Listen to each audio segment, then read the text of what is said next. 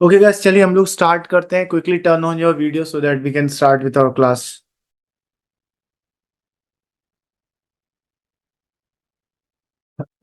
Okay guys, अब पूरा focus यहाँ पर बना के रखेंगे। आज की क्लास थोड़ी सी अलग होने वाली है।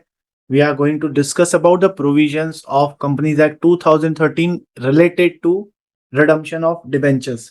सो लास्ट क्लास में हम लोगों ने क्या करा था?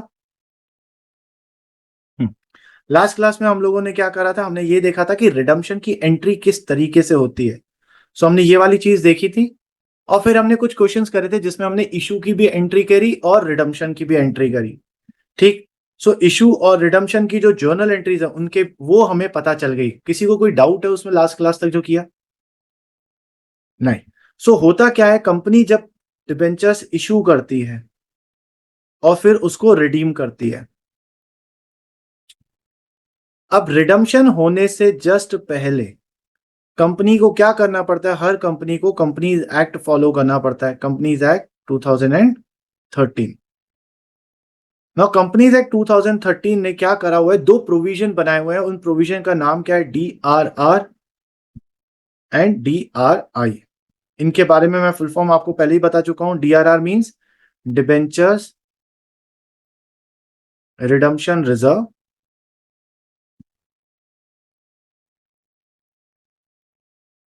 और DRI क्या है? Debenture redemption investment.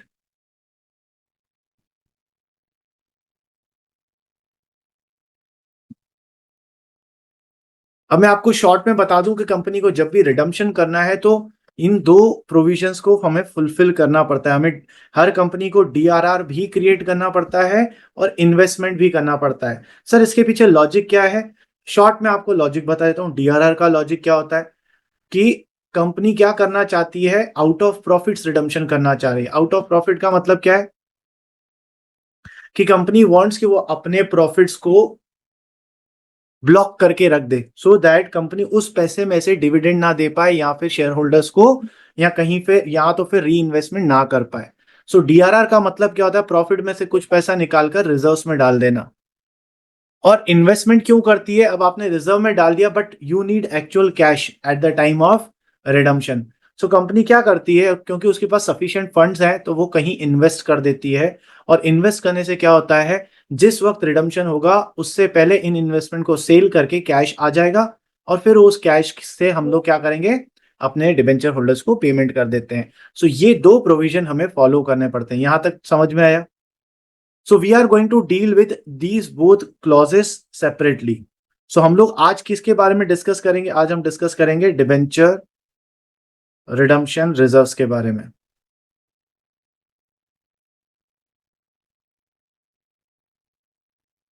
चलिए, सो इसके बारे में पढ़ते हैं। सब लोग साथ में है मेरे?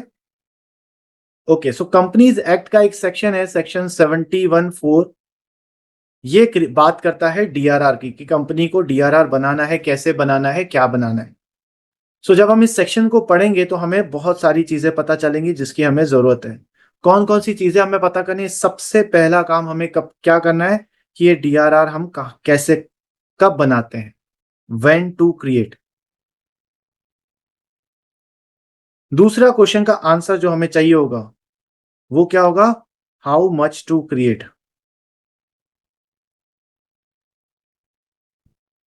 कितना रिजर्व्स बनाएंगे। तीसरा क्वेश्चन का आंसर हमें क्या चाहिए होगा कि हाउ टू क्रिएट, कि ये क्रिएट होगा, DRR क्रिएट होगा तो ये कैसे क्रिएट होगा, कहां से क्रिएट होगा। और चौथा आंसर जो हमें चाहिए होगा, हु विल क्रिएट,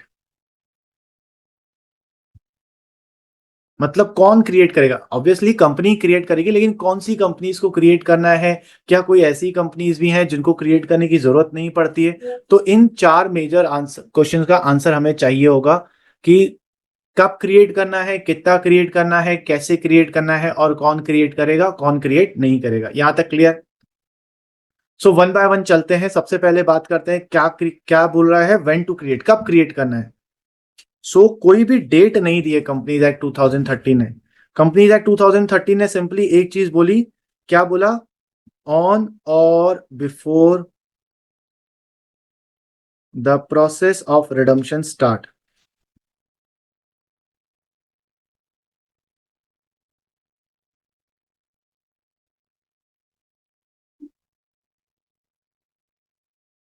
तो कंपनीज ने हमें क्या बोला कि कब कब क्रिएट करना है, जैसे ही आपके रिडम्पशन का प्रोसेस स्टार्ट हो जाएगा तो उसके पहले ही आपको डीआरआर क्रिएट कर देना है। फॉर एग्जांपल 31 मार्च 2024 को मेरी कंपनी को डिबेंचर्स को रिडीम करना है, तो 31 मार्च 2024 से पहले ही मुझे डीआरआर क्रिएट करना पड़ेगा। पर सर कोई स्पेसिफिक डेट नहीं होती क्या? No, there is no specific date. So sir हम एज अ क्वेश्चन जब हम थियोरेटिकली सॉल्व करेंगे तो ये कैसे होगा? सो आपको क्या याद रखना है, इफ डेट इज गिवन, अगर आपको डेट दिया हुआ है तो आप क्या करोगे, उस पर्टिकुलर डेट पर आप क्रिएट करोगे, क्रिएट ऑन गिवन डेट।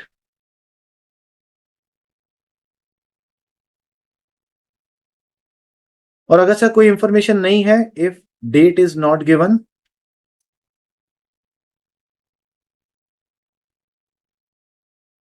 तो हम लोग क्या करेंगे, theoretically on the date of redemption,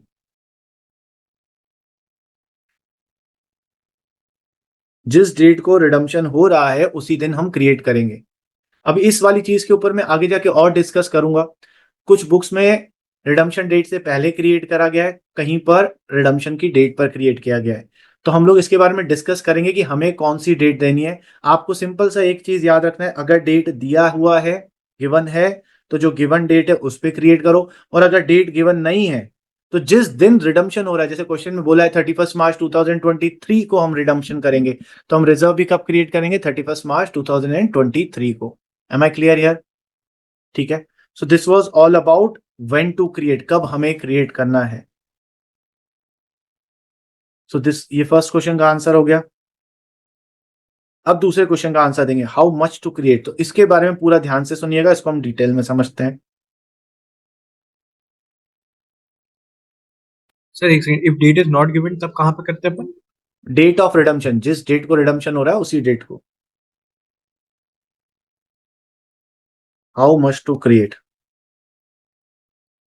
कितना डीआरआर हमें क्रिएट करना है।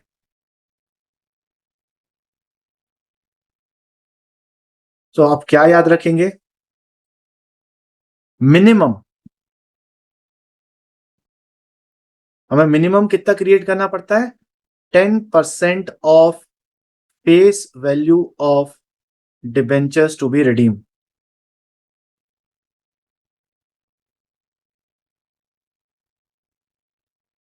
जितने डिबेंचर्स हमें, जितने रुपीस के डिबेंचर्स हमें रिडीम करने हैं उसका 10% of the face value. For example, हमें 1007% debentures at ₹100 each to be redeem at 10% premium. So बताइए मुझे डीआरआर कितना क्रिएट करना पड़ेगा, minimum, what is the minimum amount of debentures to be created, और डीआरआर टू बी क्रिएटेड? 10,000। 10,000। देखो 10,000 की 11,000?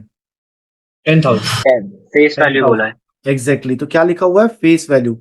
सो 1,000 into 100, face value अपनी 100 है, 1,00,000 रुपीज। सो मिनिमम कितना बनेगा इसका, 10%, दैट विल बी 10,000।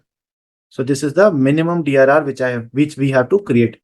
और सर मैक्सिमम हम कितना क्रिएट कर सकते हैं, maximum is 100% of face value of debentures to be redeemed. जैसे अगर यहां पर हमें मैक्सिमम क्रिएट करना होता तो हम कितना क्रिएट करते हैं, 1,00,000, जितने डिबेंचर्स हमको रिडीम करने हैं। Am I clear here?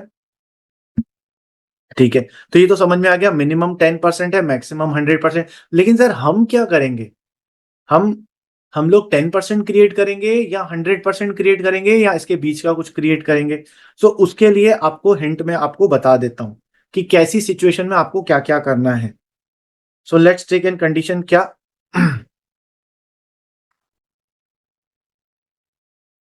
If balance of profit and loss given,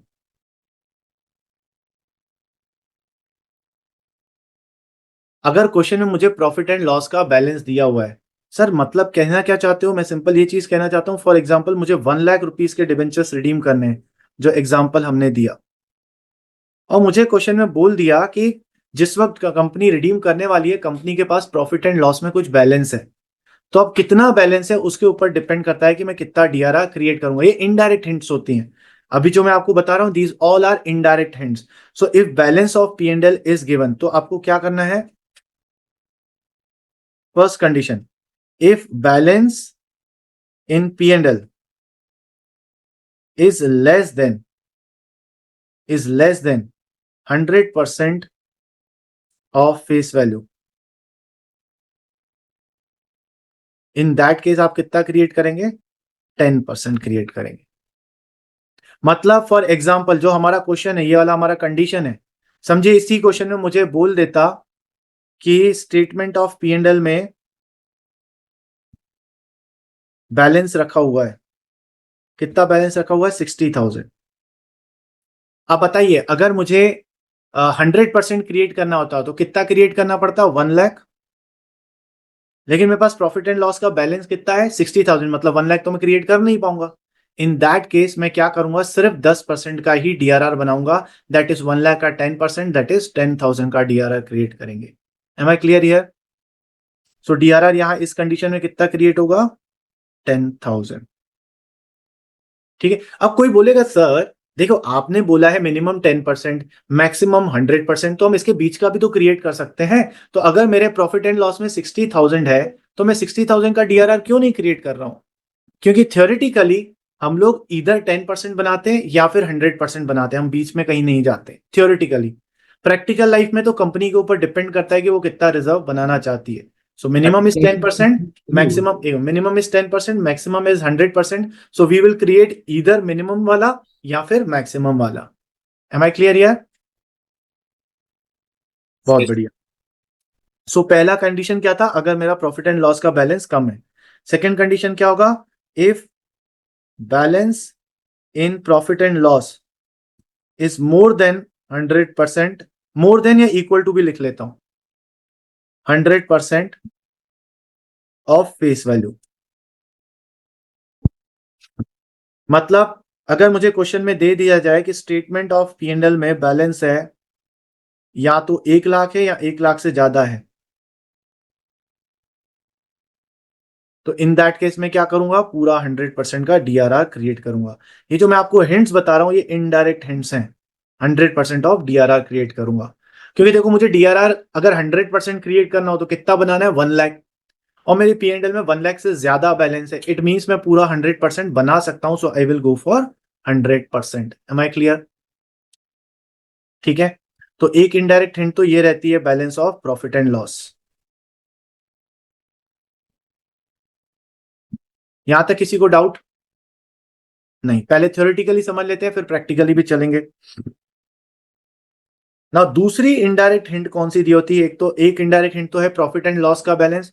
दूसरी हिंट क्या रहती है? Already created DRR.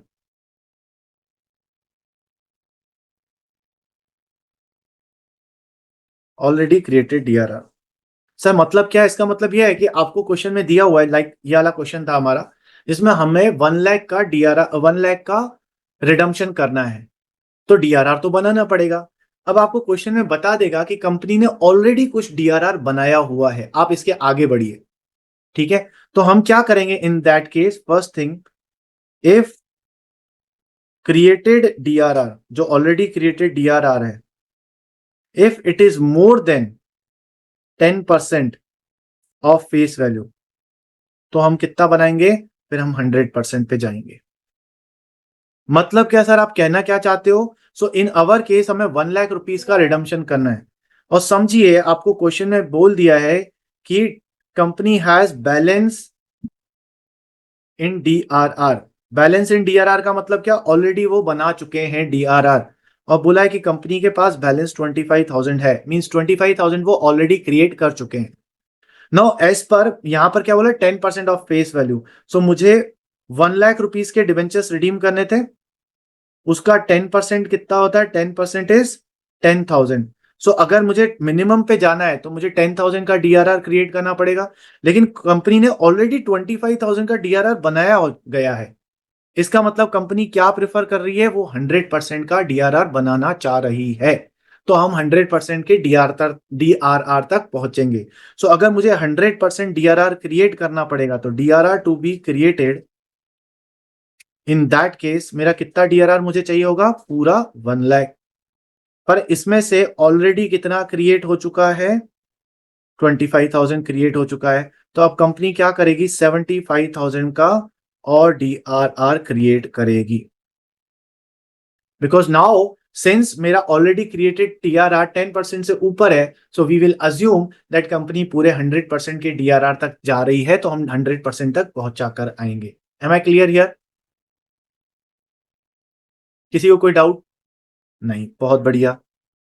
सो ये जितने केसेस मैं आपको बता रहा हूं ना, ये इस तरीके से केसेस आपको कहीं नहीं मिलेंगे, बुक में भी इवन आप पढ़ोगे यू विल गेट कंफ्यूज, तो इसलिए प्रॉपरली उसको लिख के रखिएगा।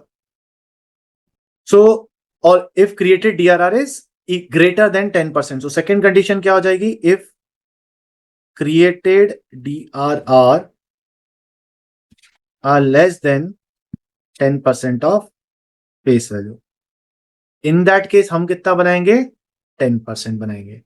फॉर एग्जाम्पल हमें 1 लाख रुपीज का डीआरआर रिडम्पशन करना है, आपको बोल देगा बैलेंस इन डीआरआर वो 6,000 है। So as per normal condition अगर मैं 10% बनाता तो मुझे कितना बनाना पड़ता, 1 लाख का 10%, दैट इज 10,000। और कंपनी ने ऑलरेडी कितना बनाया हुआ है, 6,000। तो ये एक इनडायरेक्ट हिंट है कि कंपनी 10% पर जा रही है। सो जो डीआरआर टू बी क्रिएटेड है, DRR to be created, so company कहां पर जा रही है, 10% पर जा रही है। 10% मीन्स 10,000। इसमें से ऑलरेडी कितना क्रिएटेड है, 6,000। तो अब बाकी कंपनी कितना बनाएगी, 4,000 का और डीआरआर बना लेगी। ठीक है, एम आई क्लियर? सो एक बार फिर से हम लोग रिवाइज करें क्या क्या पढ़ा हम लोगों ने। सर आपने बोला कि how much to create, minimum 10% है, मैक्सिमम 100% है, और ये मैक्सिमम और मिनिमम किसका है, face value of debentures to be redeemed, जिसके लिए हमने एक इलस्ट्रेशन भी लिखा, क्वेश्चन भी देखा। उसके बाद आपने बोला कि सर कुछ इनडायरेक्ट हिंट्स होती हैं, वो इनडायरेक्ट हिंट्स कौन सी है, या तो आपको प्रॉफिट एंड लॉस का बैलेंस दे देगा, या तो आपको बोलेगा डीआरआर ऑलरेडी क्रिएटेड है। अगर प्रॉफिट एंड लॉस का बैलेंस दिया हुआ है, अगर प्रॉफिट एंड लॉस का बैलेंस दिया है और वो प्रॉफिट एंड लॉस का बैलेंस 100% से ज्यादा है, तो कंपनी पूरा 100% का डीआरआर बनाएगी, और 100% से 1% भी कम है तो कंपनी सिर्फ 10% का डीआरआर बनाएगी। Am I clear? दूसरी इनडायरेक्ट हिंट क्या थी, ऑलरेडी क्रिएटेड डीआरआर। अगर आपका ऑलरेडी क्रिएटेड डीआरआर 10% से ज्यादा है तो इन दैट केस कंपनी पूरे 100% तक पहुंचेगी, और अगर ऑलरेडी क्रिएटेड डीआरआर कम है तो कंपनी सिर्फ 10% तक जाएगी। यहां तक क्लियर है? तो यस। तो हमको तो दोनों ही कैलकुलेट करके रखने पड़ेंगे ना। नहीं नहीं नहीं, क्वेश्चन में तुम्हें समझ में आ जाएगा, या तो पीएनएल दिया होगा या तो ऑलरेडी क्रिएटेड डीआरआर होगा। तो हमें शुरुआत से कुछ कैलकुलेट नहीं करना है, जब हम क्वेश्चन करेंगे तो हमें क्वेश्चन पढ़ते से ही हिंट मिल जाएगी कि हमें यहाँ पर क्या करना है। पर हमें पता कैसे चलेगा कि वो लेस देन है कि मोर देन है?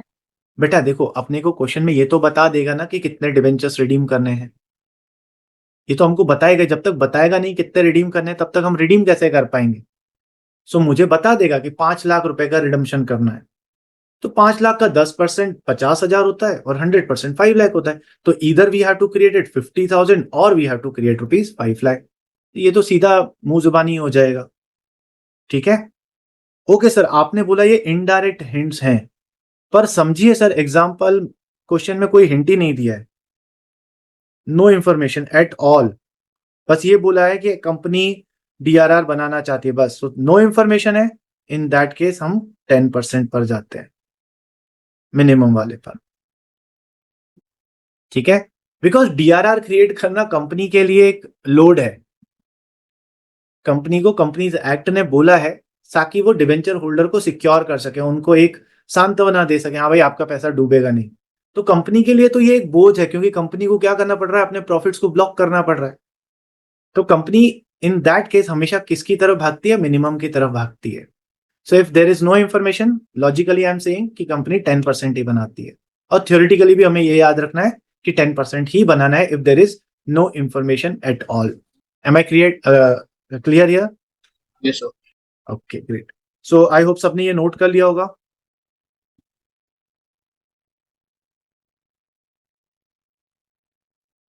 तो ये मैंने आपको किस चीज का आंसर दिया? पहला तो हमारा व्हेन मतलब बिफोर रिडम्पशन क्रिएट कर देना है। तो यहाँ तो डेट दी होगी, यहाँ तो डेट नहीं दी होगी। डेट दी होगी तो जो डेट दिया हुआ है उसी पे ही बनाना है, और अगर डेट नहीं दी है तो जिस डेट को रिडम्पशन हो रहा है उस डेट को बनाना है। सर कितना बनाना है, कितना बनाना है, तो उसके बारे में भी मैंने आपको बता दिया। नेक्स्ट क्वेश्चन क्या है, हाउ टू क्रिएट, कैसे क्रिएट करना है, कहां से। हाउ टू क्रिएट हम ये भी लिख सकते हैं यहाँ पर, how to create and from where to create.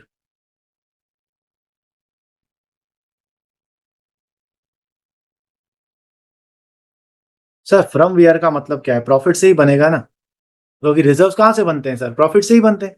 लेकिन हमें यह भी पता है कि रिजर्व प्रॉफिट दो तरीके के होते हैं, capital profit and revenue profit.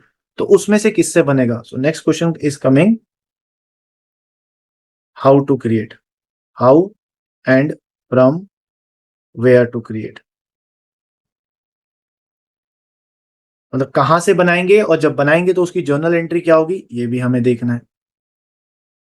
ठीक, सो आपको क्या याद रखना है कि जो रूल है, जो 71 सेक्शन है, 71 सबसेक्शन 4, वो क्या बोलता है, company has to create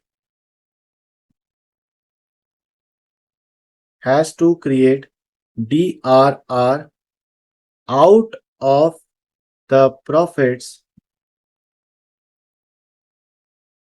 otherwise available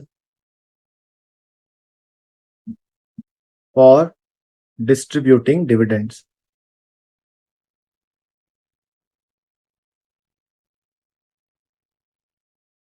ये मैंने आपको बुकिश लैंग्वेज बताया है। क्या बोल रहा है, कंपनी को डीआरआर कहां से क्रिएट करना है, प्रॉफिट से क्रिएट करना है। कौन से प्रॉफिट से क्रिएट करना है? वो प्रॉफिट जिसके थ्रू आप अपने डिविडेंड को डिस्ट्रीब्यूट कर सकते हो, वो प्रॉफिट जिसको आप डिविडेंड की तरह डिस्ट्रीब्यूट कर सकते हो। सो यहां पर मैं आपको बता दूं, दो तरीके के प्रॉफिट्स होते हैं, एक होते हैं कैपिटल प्रॉफिट्स और एक होते हैं रेवेन्यू प्रॉफिट्स। अच्छा बताइए, जो हमारा नेट प्रॉफिट आता है प्रॉफिट एंड लॉस से, वो कौन सा प्रॉफिट होता है, कैपिटल प्रॉफिट होता है, रेवेन्यू प्रॉफिट होता है? रेवेन्यू। Revenue. वो रेवेन्यू प्रॉफिट होता है। और कैपिटल प्रॉफिट कौन से प्रॉफिट होते हैं, जो एसेट को सेल करके प्रॉफिट होता है, ये सारे प्रॉफिट कौन से होते हैं, कैपिटल प्रॉफिट्स। तो कंपनी ने क्या बोला कि ऐसे प्रॉफिट जिसको आप डिविडेंड की तरह डिस्ट्रीब्यूट कर सकते हो। कैपिटल प्रॉफिट्स में से डिविडेंड अवेलेबल नहीं होता है, कंपनी डिविडेंड नहीं दे सकती। तो इसका सीधा सीधा मतलब क्या है, कंपनी कैपिटल प्रॉफिट का यूज नहीं कर सकती है टू पे ऑफ द, क्या हो गया, to create the DRR. Capital profit are not used. तो ऑब्वियसली कौन से प्रॉफिट यूज होंगे, रेवेन्यू प्रॉफिट्स यूज होंगे। सो सर आप डायरेक्टली नहीं बता सकते थे कि सर रेवेन्यू प्रॉफिट से होंगे या नॉर्मल पीएनएल से हो सकते थे, बता तो सकता था। लेकिन अगर मैं आपको ये बता दूं और फ्यूचर में कभी कोई एमसीक्यू आ गया या आप बुक पढ़ो और उसमें ऐसा लिखा हो, तो फिर आप कंफ्यूज हो जाओगे, क्योंकि बुक में लाइन क्या लिखी हुई है, यही लिखी हुई है, profits otherwise available for distributing dividends. तो ये जो profit available for distributing dividend क्या होते हैं, ये हमारे रेवेन्यू प्रॉफिट्स होते हैं, मतलब नॉर्मल प्रॉफिट। तो आपको रेवेन्यू प्रॉफिट के एग्जांपल एक तो पता है, वो कौन सा है, balance in statement of PNL.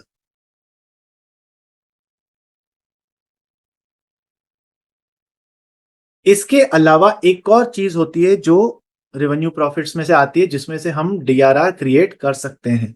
वो कौन सा है, डिविडेंड इक्वलाइजेशन रिजर्व।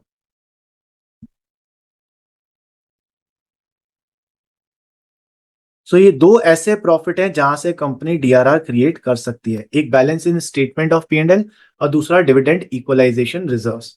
ओके, यहां तक क्लियर है? सो जो मैंने आपको इतना लंबा चौड़ा भाषण दिया उसमें सिंपल सी एक ही बात आपको क्या बोली कि आपको किसको यूज करना है, प्रॉफिट एंड लॉस के बैलेंस को यूज करना है और डिविडेंड इक्वलाइजेशन रिजर्व को यूज करना है। इसके अलावा और कुछ यूज? हाँ जी, वॉइस क्लियर नहीं है। बाकी सबको क्लियर आ रही है? थोड़ी सी अटक रही है आपकी। अभी ठीक है? हाँ सर। ठीक। सो मैंने आपको क्या बोला कि हम इन दो ही चीजों का यूज कर सकते हैं, पीएनएल के बैलेंस से और दूसरा डिविडेंड इक्वलाइजेशन रिजर्व से। सो मैंने क्या बोला कि कौन कौन से रिजर्व्स अवेलेबल होते हैं डिविडेंड के लिए। एक बैलेंस स्टेटमेंट ऑफ पीएनएल, यहां से आप डिविडेंड दे सकते हो। डिविडेंड इक्वलाइजेशन रिजर्व, यहां से आप डिविडेंड दे सकते हो। इवन जनरल रिजर्व में से भी हम डिविडेंड पे कर सकते हैं। तो ये तीनों अवेलेबल होते हैं डीआरआर क्रिएट करने के लिए। तो सर एक बात बताइए, इज देयर एनी सीक्वेंस कि हम पहले किसको यूज करेंगे? Yes, there is a sequence. तो out of these three reserves और प्रॉफिट्स आपको सबसे पहले किसको यूज करना है? जनरल रिजर्व को। अगर आपके पास जनरल रिजर्व जो है सफिशिएंट नहीं है, देन आप किसको यूज करेंगे? डिविडेंड इक्वलाइजेशन रिजर्व्स को। और अगर ये भी नहीं है या सफिशिएंट नहीं है, उसके बाद जाते हैं आप अपने स्टेटमेंट ऑफ पीएनएल के पास।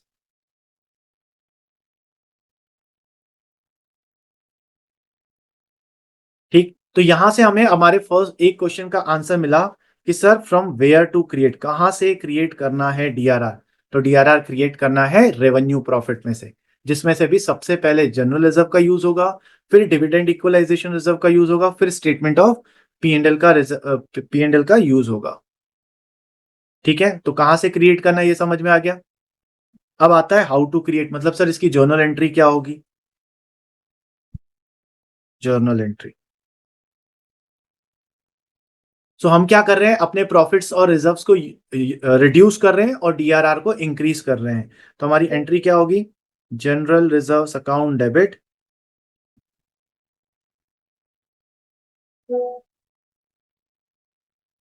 फिर अगर हमारे पास डिविडेंड इक्वलाइजेशन रिजर्व्स है तो dividend equalisation reserves account debit, और फिर अगर बैलेंस सफिशिएंट नहीं है तो statement of profit and loss debit to debenture redemption reserve.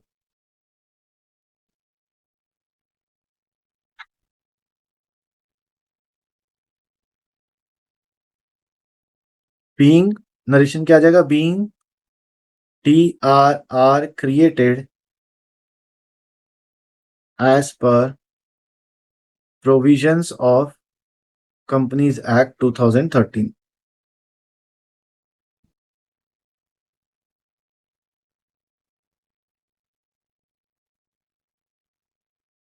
Sir सिर्फ बीइंग डीआरआर क्रिएटेड नहीं लिख सकते, मार्क्स कट जाएंगे। देखो अब मैं ऑन एयर ये बोलना नहीं चाहता, बट कोई हमारा नरेशन इतना डिटेल में पढ़ता नहीं है, बस वो चेक करा जाता है कि whether you have written the narration or not.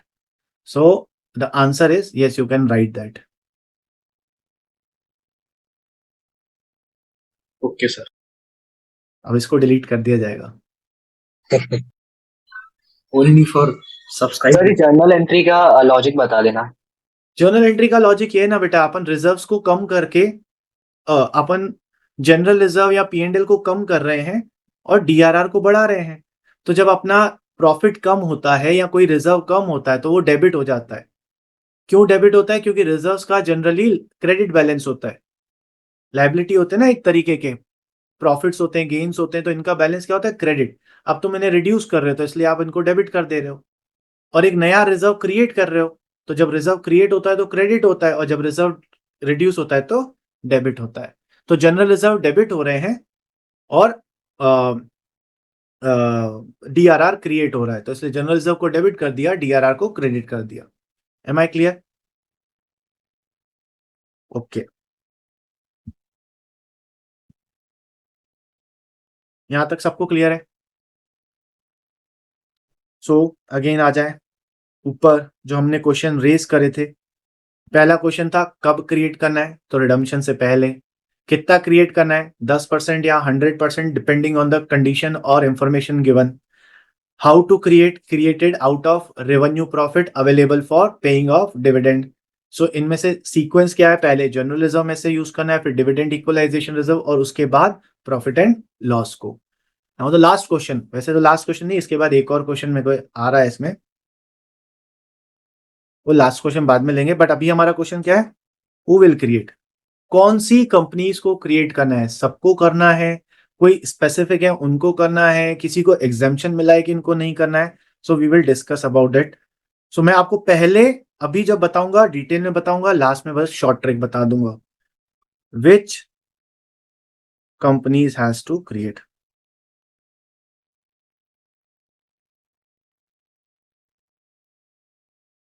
तो देखो different different types of companies हमको देखने को मिलेंगी।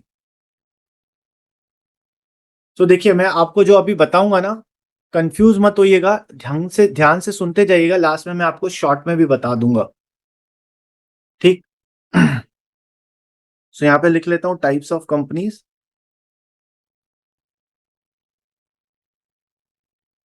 और यहां पे लिख लेता हूं DRR, यस और नो, क्रिएट करना है या नहीं क्रिएट करना है। So there are so many variety of companies. कौन कौन सी कंपनी होती है, सबसे पहली जो कंपनीज आती हैं उनका हम लोग शॉर्ट में बोलते हैं AIFI। सर ये AIFI क्या है, इसको बोलते हैं all India financial institutions.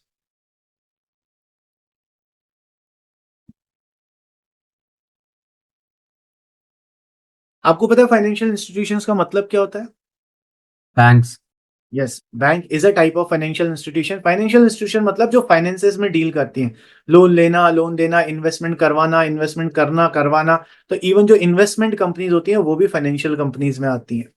So all India financial institution, ऐसी फाइनेंशियल कंपनी जो AIFI के अंडर में आती हैं, इनको DRR क्रिएट करने की जरूरत नहीं है। सेकेंड टाइप ऑफ कंपनीज कौन सी आती है हमारी, जो अभी प्रियांश ने बोला सर, बैंक्स, जिनको हम बोलते हैं बैंकिंग कंपनीज।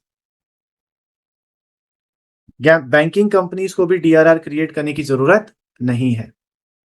तीसरी टाइप ऑफ कंपनीज कौन सी आती है, other financial institutions.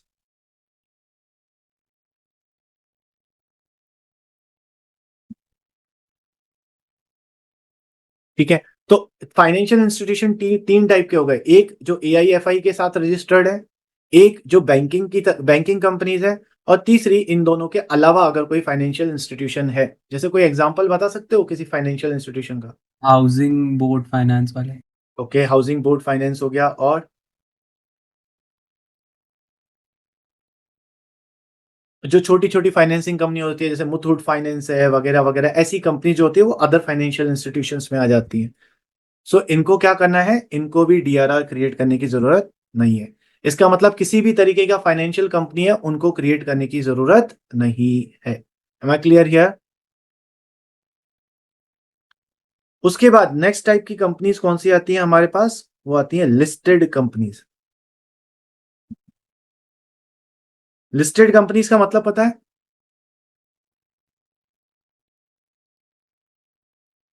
Listed company मतलब वो कंपनी जो स्टॉक मार्केट पे लिस्टेड है। सो आप स्टॉक मार्केट पे जिन भी कंपनीज का नाम देखते हो ना, वो सब लिस्टेड कंपनीज के अंदर आती हैं, ठीक। सो लिस्टेड कंपनीज को भी DRR क्रिएट करने की जरूरत नहीं है। तो सर किसी को नहीं है ये तो। उसके बाद आती हैं कौन सी companies, unlisted companies.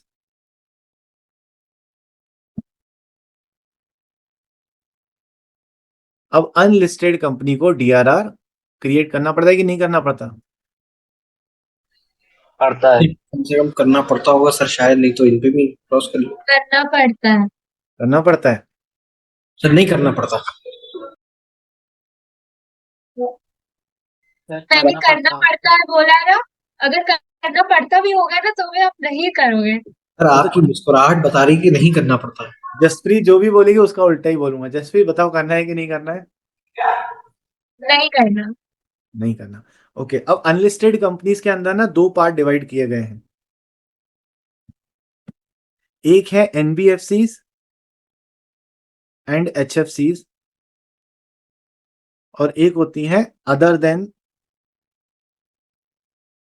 NBFC and HFC।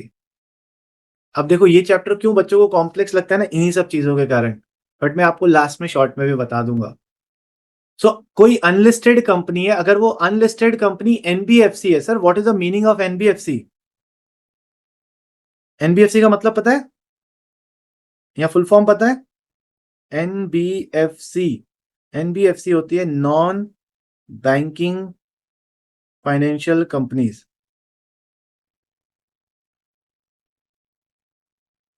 मतलब ऐसी कंपनी जो फाइनेंसिंग कंपनीज तो है लेकिन वो बैंकिंग का काम नहीं करती हैं, पैसा अपने पास रखना और लोन्स प्रोवाइड करना ये काम नहीं करती, फाइनेंसिंग, प्योर फाइनेंसिंग का काम करती हैं। ऐसी कंपनीज को बोलते हैं NBFC। और HFC का फुल फॉर्म तो आपको पता होगा शायद। Housing finance corporation. Yes, housing finance corporation. Corporation नहीं, कंपनीज। सो कोई, अच्छा देखो, जब लिस्टेड कंपनी होती है ना तो वो NBFC है, HFC है, किसी और तरीके की कंपनी है, कोई मतलब नहीं। If it is listed, no DRR। Problem कहां आती है? उन कंपनीज के साथ आती है जो अनलिस्टेड होती हैं। अब अनलिस्टेड में भी अगर कोई NBFC और HFC है, इनको भी DRR क्रिएट करने की जरूरत नहीं है। तो इसका मतलब श्योर है कि बाकी जितनी कंपनीज हैं उनको DRR क्रिएट करना पड़ेगा, मिनिमम ऑफ 10%। Finally sir. बताइए। ठीक है ना? तो देखो इतना बड़ा टेबल हमें कंफ्यूज करता है, हमको याद क्या रखना है? आपको सिर्फ एक ही चीज याद रखनी है, वो ये याद रखनी है, unlisted companies other than NBFC and HFC। अगर ऐसी कोई कंपनी है तो सिर्फ उसे ही DRR बनाना है और किसी कंपनी को DRR नहीं बनाना है। सो जब आप क्वेश्चन पढ़ेंगे तो आप सबसे पहले ये देख लेना कि हमें कंपनी का नाम दिया हुआ है कि नहीं दिया हुआ है।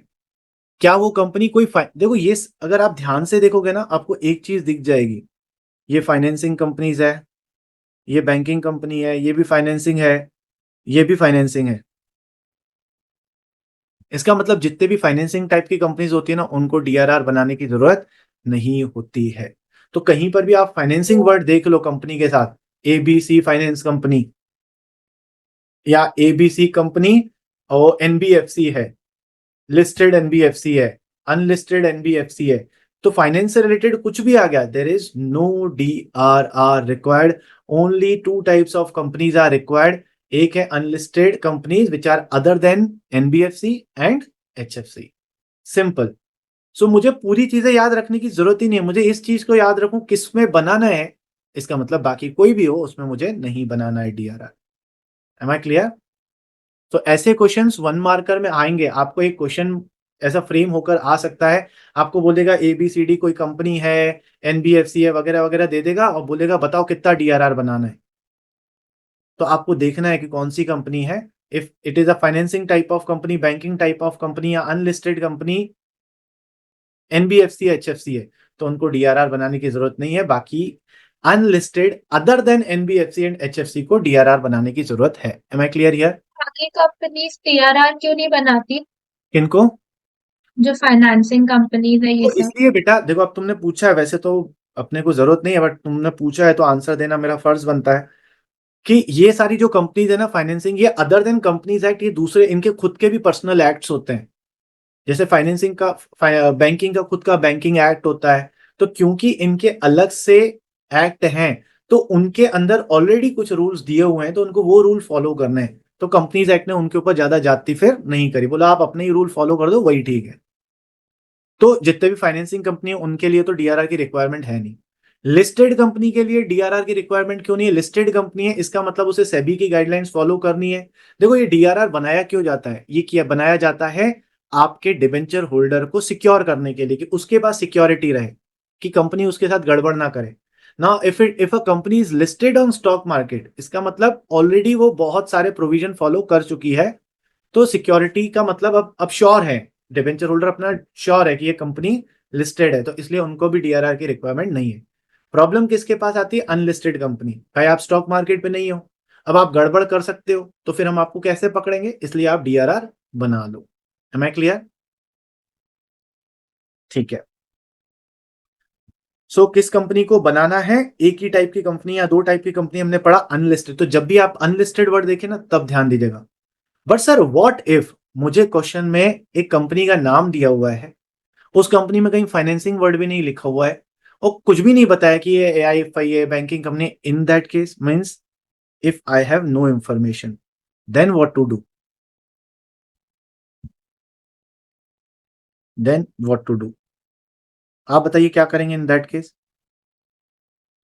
सर अनलिस्टेड मान लेंगे, मतलब यस, बनाएंगे। परफेक्टली, यस, हम उसमें DRR बनाएंगे क्योंकि वी विल अज्यूम कि it is a unlisted company, क्योंकि अगर लिस्टेड होती तो सही सही नाम हमें दिया होता। सो अगर आपको क्वेश्चन में दिया है कि रुद्राक्ष लिमिटेड हैज डिबेंचर्स वगैरह वगैरह, तो रुद्राक्ष लिमिटेड मुझे समझ में ही नहीं आ रहा ये क्या है ना? जसप्रीत का दोस्त था पक्का वाला, बेस्ट फ्रेंड। बेस्ट फ्रेंड, हाँ। तो मैं ही मिलती हूँ। आज तो मैं ये चीज समझ चुकी हूँ क्या? कि आप सिर्फ और सिर्फ मेरे ही मजे लेते हो। आप अरे फेवरेट हो ना।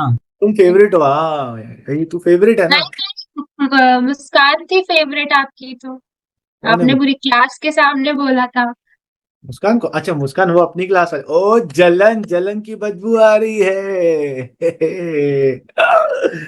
Oh my God, someone is तब से जेलस, याद है मुझे। समवन इज बहुत वेरी सब वेरी याद जेलस। रहता है मुझे, ठीक है। चलो ठीक है, कोई बात नहीं, होता है। You have to achieve that, Jaspreet. Sure sir. Okay, so यहां तक क्लियर। सो एक बार वापस अपने क्वेश्चन पर आए शुरुआत से। तो मैंने क्या करा, आज की क्लास पूरी DRR के ऊपर, थ्योरी के ऊपर रख दी। अदरवाइज मैं ऐसा करता ना, एक चीज बताता फिर क्वेश्चन कराता, एक चीज बताता फिर क्वेश्चन कराता, तो आपको कंफ्यूज हो जाते कि कब मुझे क्या क्या अप्लाई करना है। So what I am trying to do in today's class, I am awaring you with all the details of DRR की क्या क्या होता है, सो दैट वी कैन, जब हम क्वेश्चन में बढ़े तो आपको समझ में, हाँ सर ने ये भी बता चुका है, ये भी बता चुका है, तो सॉर्टेड रहेंगे हम लोग। दैट्स वाई मैंने आपको पहले ही DRR का पूरा थ्योरी बता दिया। अब एक चीज बची है, फिफ्थ क्वेश्चन, जो मैंने लिखा नहीं था। वो फिफ्थ क्वेश्चन क्या है? What after redemption? सर मतलब क्या? कि सर देखो, रिडम्पशन से पहले आपने DRR तो बना दिया, अब आपने रिडीम कर लिया, पूरा रिडम्पशन का डेट हो गया, आपने रिडीम कर दिया। Now what? ये जो रिजर्व क्रिएट करा था उसका क्या होगा? क्योंकि अब तो आपने रिडीम्पशन कर दिया है। So the last question arise, what after redemption? So what you have done, आपने DRR बनाया था रिडम्पशन के पर्पस के लिए। अब तो रिडम्पशन हो चुका है, अब इस रिजर्व की कोई जरूरत नहीं है, तो हम क्या करेंगे? रिवर्स द रिजर्व्स, मतलब अपने रिजर्व्स को खत्म कर दो। सो आपने जब रिजर्व्स बनाए थे तब आपने क्या करा था? DRR को क्रेडिट करा था, है ना? क्योंकि हमने एक रिजर्व क्रिएट करते, अब हम इन रिजर्व्स को डेबिट कर देंगे। डिबेंचर, राइट ऑफ करना है मतलब। नहीं, ये राइट ऑफ नहीं है, राइट ऑफ लॉसेस और एक्सपेंसेस को किया जाता है। ये रिजर्व है, ये जिस पॉकेट से आया था वापस उसी पॉकेट में डाल देंगे। Yes please Priyansh. Sir company जब डिवेंचर का रिजर्व बनाती है तो वो उतना अमाउंट ही बनाएगी ना जितना उसको रिटर्न करना है, तो फिर एक्सेस अमाउंट। नहीं, एक्सेस अमाउंट की बात नहीं हो रही बेटा। देखो एक चीज समझो, जब आप DRR क्रिएट कर रहे हो तो आप अपने प्रॉफिट्स को कम करके एक रिजर्व में डाल रहे हो, तो आप एक्चुअल कैश नहीं डाल रहे हो DRR में। आपने सिर्फ अपने प्रॉफिट को ब्लॉक करा हुआ है कि मुझे प्रॉफिट का यूज नहीं करना है। पेमेंट तो आप कैश में करते हो ना, कैश पे करने से रिजर्व कम नहीं होगा। Am I clear? नहीं, तो ये समझो क्या बोलना चाह रहा हूं, कि जब आप DRR क्रिएट, जब आप रिडम्पशन करोगे तो आप बैंक से पे करोगे ना, टू बैंक अकाउंट करोगे ना, और डेबिट किसको करोगे? डिबेंचर को डेबिट करोगे ना। तो रिजर्व का यूज क्या हुआ? तो सर ये रिजर्व क्या क्रिएट है? Reserve is a non cash item. मतलब मैं ये करना चाह रहा हूं कि मेरे प्रॉफिट में से पैसा ना जाए, कोई मुझसे पैसा मांगे ना कंपनी से, तो इसलिए मैंने प्रॉफिट को ब्लॉक करके रख दिया था। पैसा तो मैं कैश में ही दूंगा, ठीक है? तो अब मैंने कैश पे कर दिया, इधर मेरा DRR क्रिएट था, मतलब मैंने अपने प्रॉफिट को ब्लॉक करके रखा था, अब मैं उस प्रॉफिट को अनब्लॉक कर दूंगा। जैसे मेरी एक प्रॉपर्टी है, मैंने प्रियांश की एक प्रॉपर्टी है, प्रियांश से मुझे पैसा लेना था, मैंने जाके प्रियांश की प्रॉपर्टी पे लॉक लगा दिया। मैंने बोला प्रियांश जब तक पैसे नहीं देगा ना तब तक तेरी प्रॉपर्टी वापस नहीं करूंगा। अब प्रियांश ने मुझे पैसे दे दिए, प्रॉपर्टी पे कोई इफेक्ट हुआ क्या? नहीं, बस उस प्रॉपर्टी का ताला हटा के मैं दे दूंगा प्रियांश को वापस। It is like that. Reserve is like आपने अपने प्रॉफिट्स को ब्लॉक करके रखा है, पैसा तो आप कैश में ही दोगे। समझ में आया? तो ये तो कंपनी के लिए बहुत खराब है, क्योंकि लाइक अगर जैसे 5 साल के लिए पर ईयर 10% का अमाउंट, तो वो अपॉर्चुनिटी कॉस्ट मनी का लॉस नहीं हो रहा है। एग्जैक्टली, बट वाई दिस ये मैंने शुरुआत नहीं बनाया, परफेक्टली तुम बिल्कुल दिमाग तुम्हारा सही का तरीके पे चल रहा है कि सर ये तो कंपनी के लिए बेकार है ना। तुमको याद है अभी मैंने बीच में बोला था कि ये कंपनी के लिए अच्छी बात नहीं है, तभी वो मिनिमम पे जाती है। पर ये हमें करना पड़ेगा ना, क्योंकि रूल बना हुआ है, लॉ ने रूल बनाया है। और लॉ ने रूल क्यों बनाया हुआ है? ताकि डिबेंचर होल्डर सिक्योर्ड रहे, ताकि डिबेंचर होल्डर को रहे। Thank you for asking me this question कि अब क्या आएगा, क्योंकि जब मैं रिजर्व बना चुका हूं now debenture holders are secured कि कम से कम कंपनी के इतने प्रॉफिट्स तो ब्लॉक्ड हो चुके हैं। So at the time of redemption company के पास सफिशिएंट कैश होगा कि वो मुझे पे कर सके। Am I clear? Great. So हम क्या करेंगे, जब हमने रिजर्व्स क्रिएट करा था तो डीआरआर को क्रेडिट करा था, अब हम डीआरआर को डेबिट कर देंगे। और इसको कहां से लेकर आए थे? General reserves and profit and loss, तीन चीजों का यूज करा था। लेकिन जब हम ट्रांसफर करेंगे तो हम ट्रांसफर उसको एक ही जगह पे करेंगे, टू जनरल रिजर्व्स अकाउंट। ये वाली एंट्री फिक्स है। नरेशन क्या हो जाएगा? Being DRR transfer to general reserve.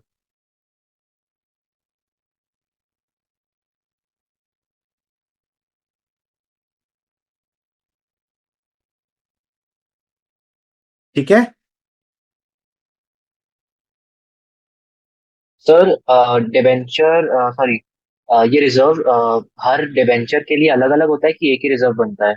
नहीं, जिस वक्त हम रिडम्पशन कर रहे होते हैं ना, वैसे तो रिजर्व तो एक ही अकाउंट होता है। जब हम रिडम्पशन कर रहे होते हैं ना, तो जितना रिडम्पशन होने वाला है उसका डीआरआर हम बना देते हैं। पर ऐसा नहीं है कि 7% डीआरआर के डिवेंचर के लिए अलग से डीआरआर बन रहा है और सबके लिए एक ही बनता है। ठीक है। सो आज मैंने क्या करा, यहां पर थ्योरेटिकली मैंने आपको एक एक चीज बता दी है। अब हमें इसका सिर्फ प्रैक्टिकल एप्लीकेशन देखना है कि जब क्वेश्चन होगा तो उसमें कैसे इसको यूज करना है। सो कितना कब क्रिएट करना है? रिडम्पशन से पहले क्रिएट करना है। कितना क्रिएट करना है? 10 और 100%।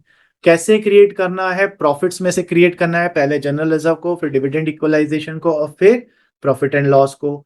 कौन सी कंपनी क्रिएट करेंगी? Unlisted non NBFC and HFC create करेंगी, उसके अलावा और किसी को क्रिएट करना नहीं है। और जब रिडम्पशन हो जाएगा तो इन डीआरआर को अगेन जर्नलिज्म में ट्रांसफर कर देना है। That is what we should be aware of debenture redemption reserve. Am I clear? So आपकी बुक में जितना थ्योरेटिकल पार्ट था उसको जितना सिंप्लीफाई करके मैं आपको बता सकता था वो मैंने आपको बता दिया है। Now in the next class हम इसको प्रैक्टिकल प्रॉब्लम्स के साथ लेंगे। वैसे हम लोग क्या करते हैं, पहले डीआरआर का कॉन्सेप्ट मैं पूरा बता देता हूं, डीआरआई का भी कॉन्सेप्ट बता देता हूं, फिर हम क्वेश्चंस करते हैं। बट आई थिंक वो थोड़ा ज्यादा कंफ्यूजिंग हो जाएगा।